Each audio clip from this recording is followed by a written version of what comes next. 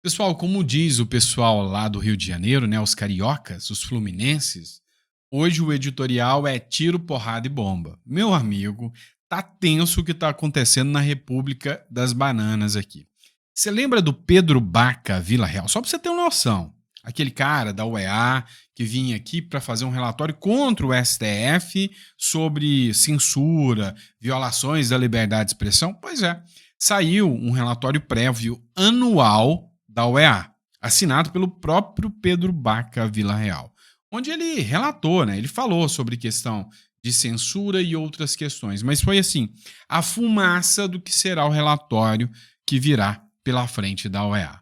Você ficou curioso em saber? Calma, eu tenho aqui, né, um parecer sobre esse relatório aqui, o que esse relatório está falando. Não para por aí não.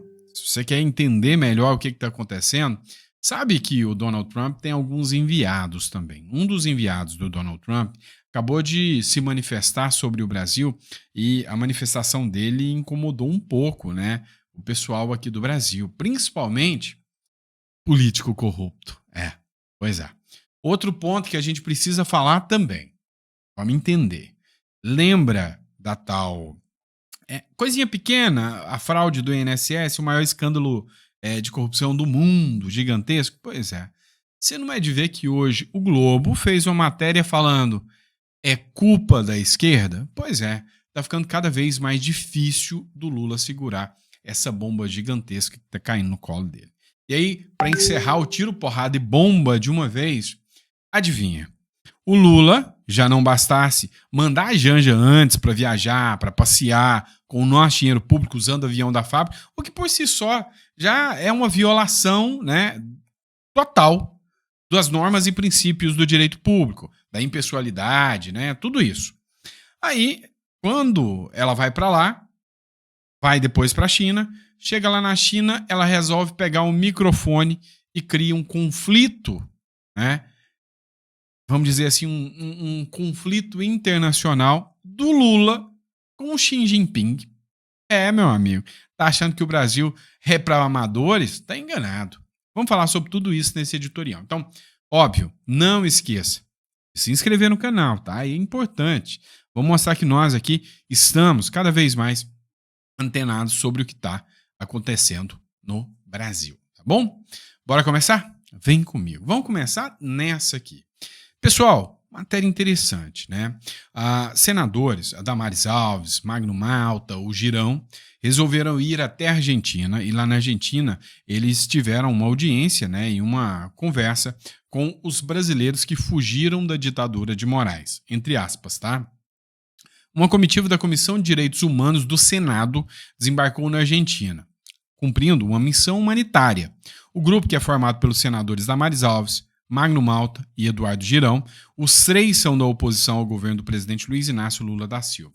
Eles visitaram brasileiros detidos no Complexo Penitenciário Federal de Ezeiza, em Buenos Aires, e buscam interceder por eles com as autoridades locais.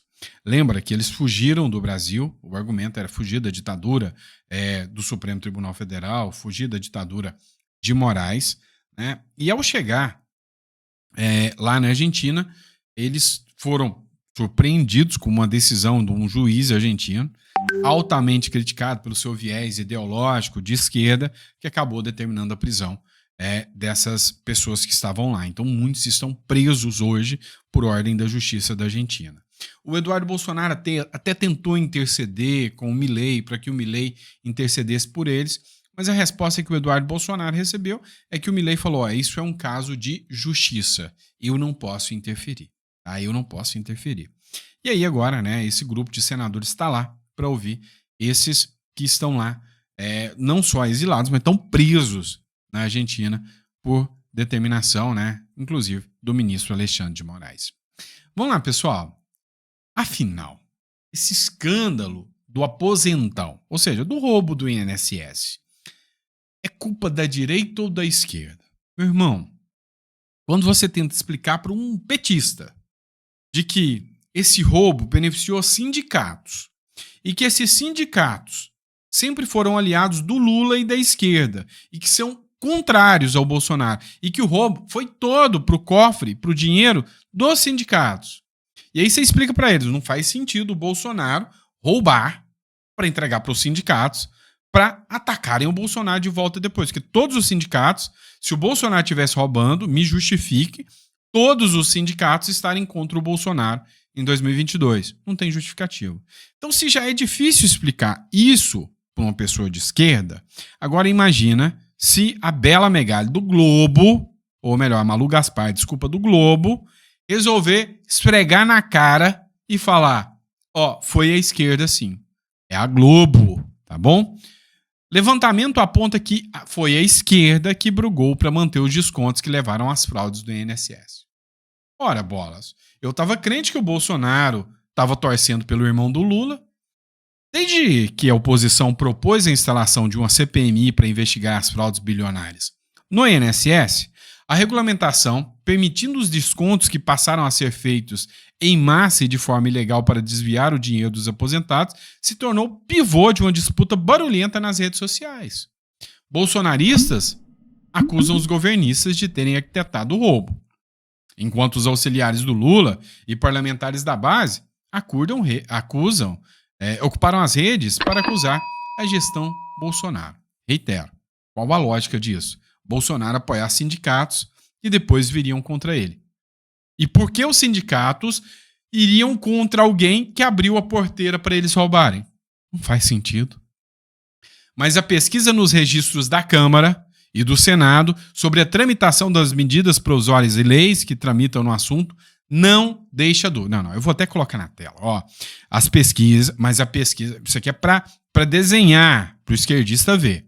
Mas a pesquisa nos registros da Câmara e do Senado sobre a tramitação das medidas provisórias e leis que tratam do assunto não deixa dúvida. É inegável. Parlamentares dos partidos de esquerda, que antes eram oposição, capitanearam um esforço concentrado para derrubar trechos da MP e decretos do governo Bolsonaro, e não só ampliar os prazos para o cadastro de entidades associativas fazerem os descontos das aposentadorias, como relaxar também o controle. Não há dúvidas. Foi a esquerda que articulou. O que é meio óbvio, né? Afinal, o Bolsonaro articular para sindicato é piada. É piada. Mas se nem depois dessa matéria a galera da esquerda não entender, aí já é caso psiquiátrico mesmo. Só pode. Vamos lá. Hoje teve uma coisa interessante, muito interessante, quando juízes do Supremo e o Procurador-Geral da República começam a levantar a voz contra o Supremo Tribunal Federal. Olha que loucura! O André Mendonça, ele participou de um evento, lá nos Estados Unidos, lá em Washington. E aí, durante esse evento, ele falou o seguinte, olha, a grande questão é que não haverá a menor possibilidade de acabar a polarização. O Brasil está dividido ao meio. Um lado é aquela galera que defende a esquerda, o outro é aquela que defende a direita. Eu acho que não é bem ao meio. Eu acho que 30% é esses barulhentos radicais aí. O resto é gente mais sensata. Mas a grande questão que eu falo é o seguinte, tá fazendo barulho. E aí perguntaram para o André Mendonça, mas e aí? Como é que faz para parar com isso? Olha essa que o André Mendonça mandou na cara dos recalcados. Olha só. O Supremo imparcial ajudaria a pacificar o país, diz André Mendonça. O ministro no STF deu uma palestra em Washington, nos Estados Unidos, e disse que até a eleição de 2023, de 26, o Brasil seguirá dividido. Mas a única forma é o Supremo Tribunal Federal parar de ser parcial, se tornar imparcial. Resumindo, ele falou o seguinte, olha, a culpa é do STF. Tem um monte de ministro lá que está perseguindo gente. São parciais. Ponto. Quem disse? André Mendonça. Rapaz, o jogo tá interessante. Vamos admitir? Mas não para por aí, não. Paulo Gonet. Vamos lá. O Paulo Gonet é o Procurador-Geral da República. É ele que está movendo o processo do golpe Tabajara contra o Bolsonaro. É ele que está aí contra a Carla Zambelli. Mas é o papel dele. O problema é que a gente vê ele pedindo arquivamento de um monte de processo que é da turma da esquerda. E quando a galera da direita, que tá na mira, aí, meu amigo, aí ele toca o barco. Mas é o papel dele. Tocar o barco, não arregar. Tem que ser imparcial também. Só que agora foi meio assim, chocante, ninguém esperava. Sabe o caso do delegado Ramagem, que a Câmara dos Deputados suspendeu o processo do golpe Tabajara? Pois é. O Paulo Gonet aparece em público e disse o seguinte: olha, se a Câmara tomou uma decisão, essa decisão é soberana. O STF não pode passar por cima do outro poder. Olha o que ele falou. Interessante. Faz parte de preservar a segurança jurídica, que os órgãos que são aplicadores do direito respeitem as decisões que são tomadas pelos órgãos políticos. Na medida em que essas decisões estão de acordo com a Constituição, e a Constituição muitas vezes é bastante ampla para abordar, para alcançar diversas soluções, na medida que o parlamento, que os órgãos políticos tomaram uma decisão, os aplicadores têm que respeitar. E na medida em que essas decisões estão de acordo com a Constituição, não podemos substituir uma decisão que tenha sido tomada pelo parlamento por alguma que o órgão técnico imagina que seja a melhor. Então, um dos papéis do Procurador-Geral da República na institucionalidade é assegurar o respeito às decisões que são tomadas pelos órgãos políticos, na medida em que elas estejam acordadas com os valores constitucionais.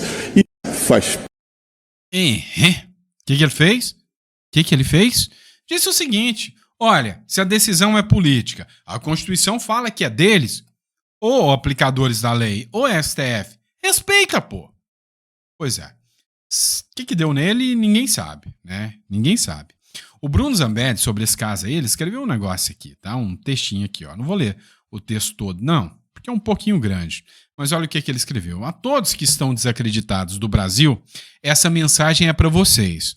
Eu sei que não é fácil. É desanimador ver tanta injustiça, tanta inversão de valores e tantas instituições falhando com o povo.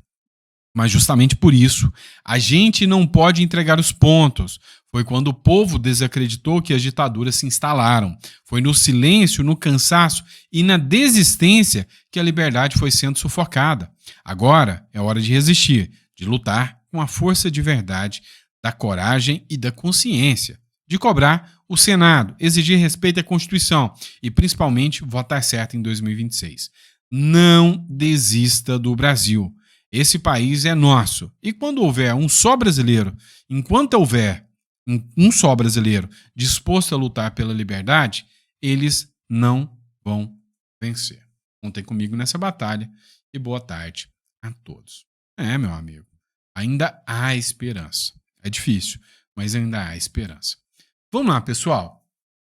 O representante do Donald Trump resolveu mandar um recado para o Brasil, né? Ou melhor, fez uma análise sobre o Brasil. A matéria que eu trago para vocês é da Record. Então, lembrando que todas as matérias que a gente traz aqui, a gente cita a fonte, ou é fonte de algum parlamentar eleito democraticamente pelo povo, ou é fonte de algum jornal, alguma mídia que consegue uma concessão para tal, para poder divulgar informações, ou experiências pessoais aqui mesmo. Quando eu falo alguma asneira, alguma besteira aqui, vocês sabem que é opinião, e eu sempre falo que é qualquer coisa nesse sentido. Então, eu sempre cito a fonte. E a matéria do R7 diz o seguinte: o representante dos Estados Unidos aqui no Brasil, o Maurício Clever Caron, ele afirmou na segunda-feira que o Brasil tem 3 problemas para atrair investimento dos Estados Unidos. 3 problemas pequenos, coisa à toa, igual o salário do professor Raimundo. Câmbio. É um problemão, porque a moeda brasileira não vale pitirifa nenhuma. Piorou com o Lula, tá? Só para deixar claro. Não vale nada, pitirifa nenhuma. Segundo, é o que mesmo? Eu acho que nem tem no Brasil. Corrupção, lembrei. Tem corrupção no Brasil, pessoal?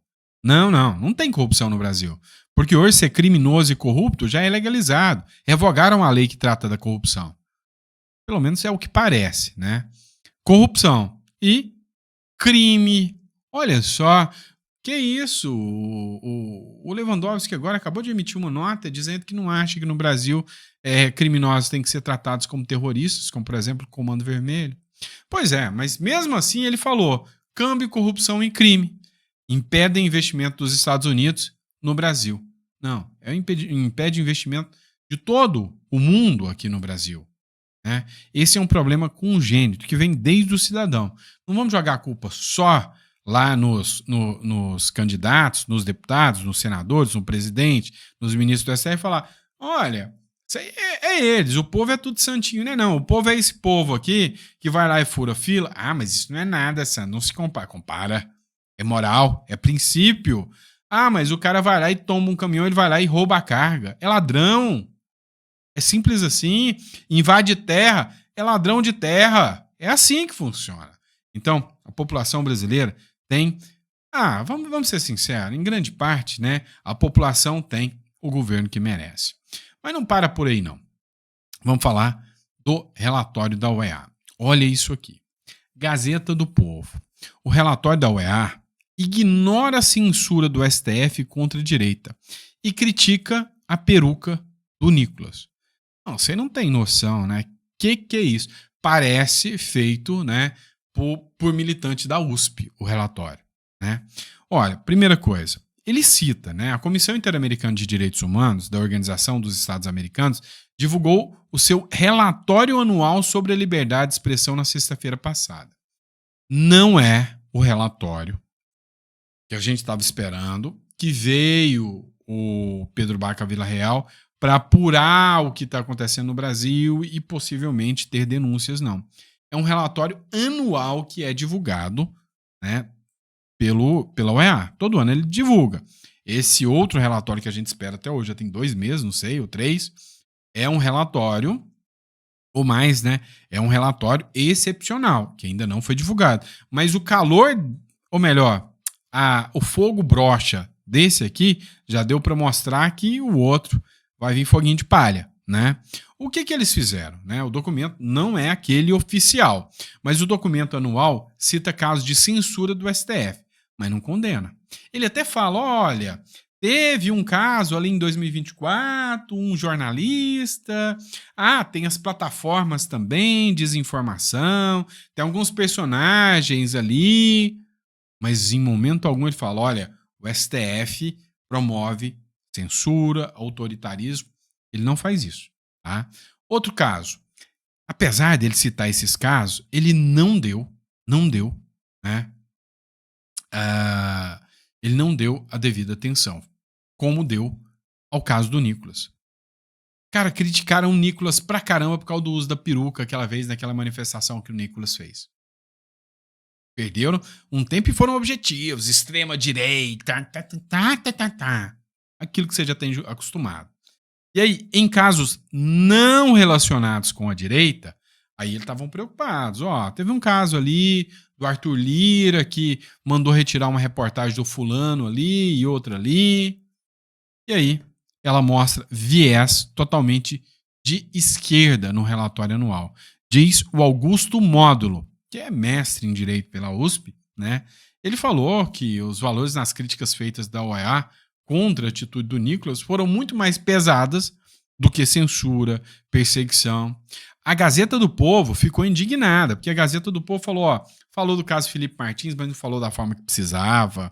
A Gazeta do Povo, a Revista Oeste, levou relatórios de medidas de censura, levou cópia da ata onde a revista Cruzoé foi censurada, né?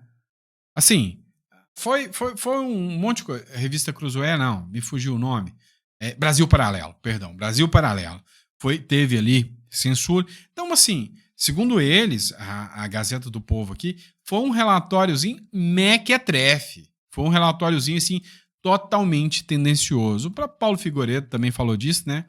Relatório da OEA ignora a censura no STF e contra a direita e critica a peruca do Nicolas. Mas lembrando, não é o relatório oficial, né, de apuração de fatos in loco, onde ele ouviu a direita. Mas o relatório por si só já deu, né, a temperatura de merreca que será, né, o relatório aí da OEA. Vamos falar da Janja? Bora, né? Não é fofoca não, tá? Tem a ver com política. A Janja, é a Globo, G1, tá? Janja cria constrangimento em encontro de Lula com Xi Jinping, ao falar do TikTok.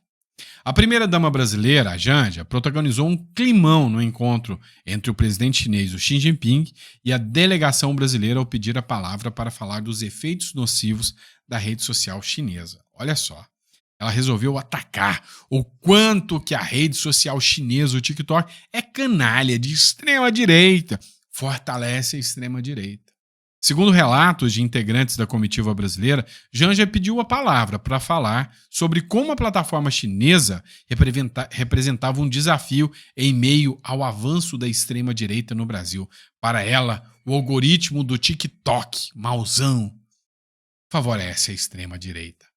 Falou na cara do Xi Jinping. Tá?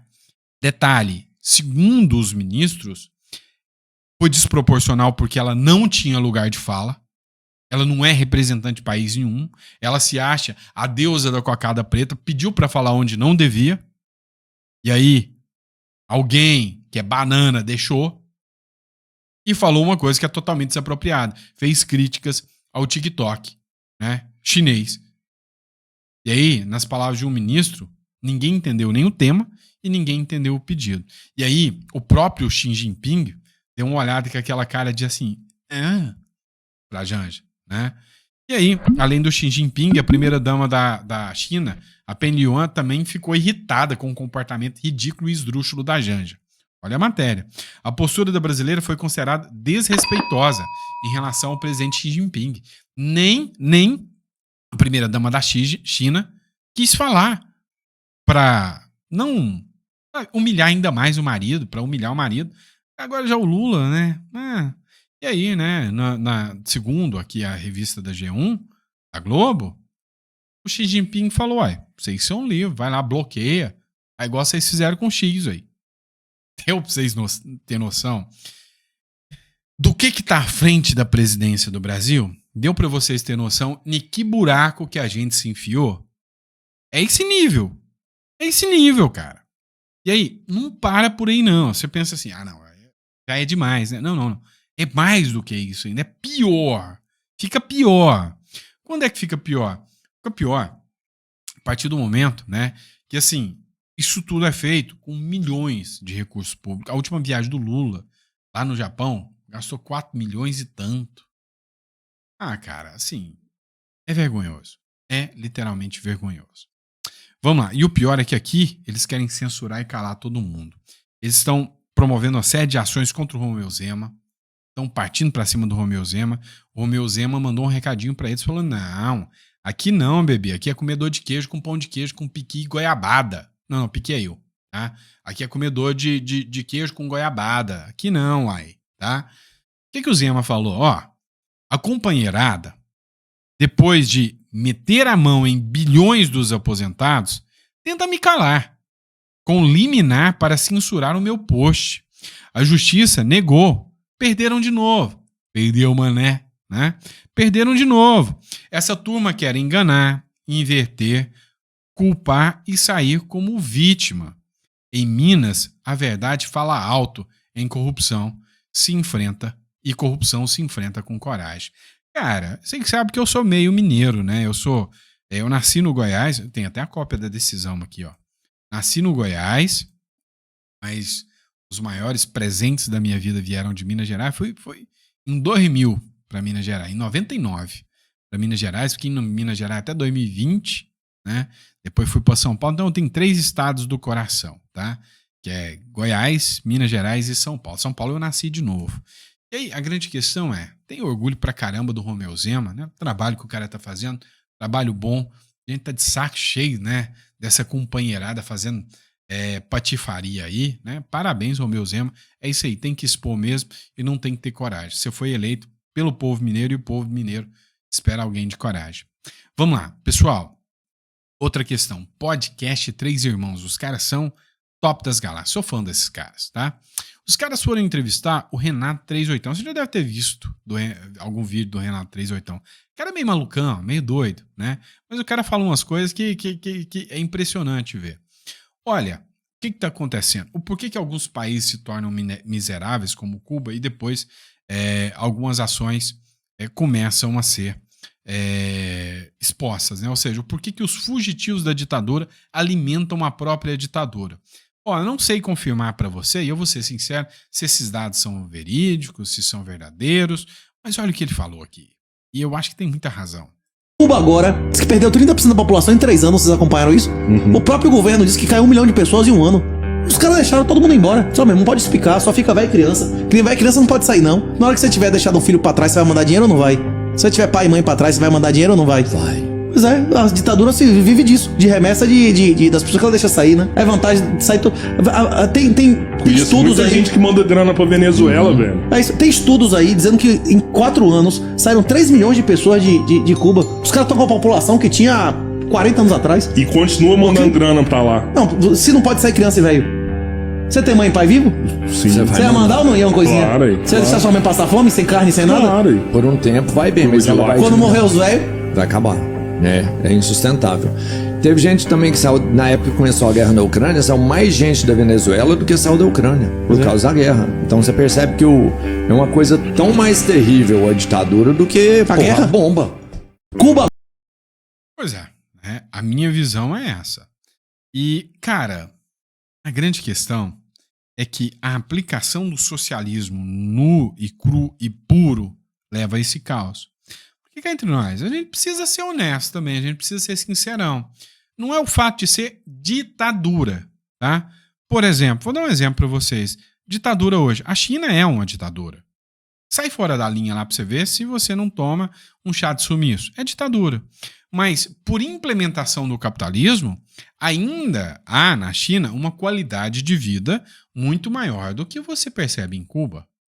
A qualidade de vida dos chineses hoje, eu acompanho muito conteúdo sobre a China, desculpem, acompanho muito conteúdo sobre a China, vejo, né, historiadores falando sobre a China, né, de como existe lá uma política de contenção de imigração até para cidade, ou seja, aquilo ali, cara, é uma ditadura, não tem jeito. É um cara que manda mais de 1 bilhão e meio de pessoas. Agora, tem um detalhe. Os caras ainda têm uma qualidade de vida. Por quê? Porque eles entenderam que o socialismo como um todo, por si só, é devassa. Já em Cuba, é onde os caras aplicam o socialismo. Ali é onde a fome impera. Já na Venezuela, é o governo socialista. Ali a fome impera. Aqui no Brasil, as medidas do Lula, você não entende que já está jogando o Brasil pro buraco? É assim que funciona, meu irmão. Vamos ter um pouquinho de consciência, né? E é isso. Se eu falei besteira, pode puxar a orelha. Não tem problema não, tá bom? Obrigado, pessoal. Fiquem com Deus. Eu vejo vocês no próximo editorial, tá bom? Grande abraço.